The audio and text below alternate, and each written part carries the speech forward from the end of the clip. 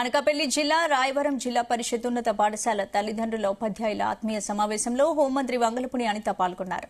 మంత్రిని ఘనంగా సత్కరించారు ఉపాధ్యాయులు. ప్రభుత్వం 6 నెలల్లో విద్యాశాఖలో ఎన్నో మార్పులు తీసుకొచ్చిందని తెలిపారు.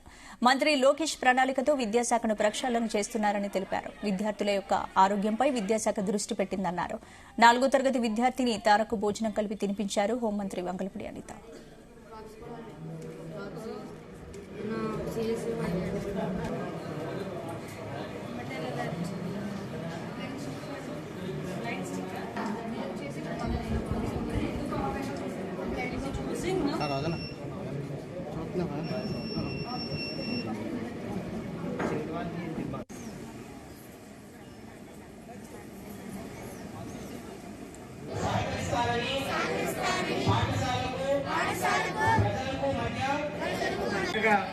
ప్రాక్టీస్ చేయించారు చక్కగా.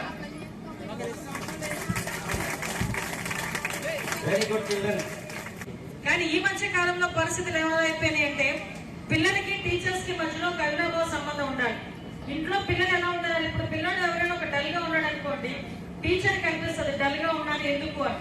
వెంటనే వాళ్ళ పేరెంట్ ఫోన్ చేసుకుని అమ్మ ఇంట్లో ఏమైనా అయిందా, ఇంట్లో అబ్బాయికి ఏమైనా ఇబ్బంది కలిగిందా, ఎందుకు ఇంతకు ముందు చదువుకున్నంత ఫ్రీగా అమ్మాయి చదువుకోలేకపోతుంది, లేకపోతే ఎందుకు ఏమైంది, ఆ ఒక రకమైన అవినాభావ సంబంధం అనేది టీచర్ కి అదేవిధంగా పేరెంట్ కి మధ్యలో ఉండాలి.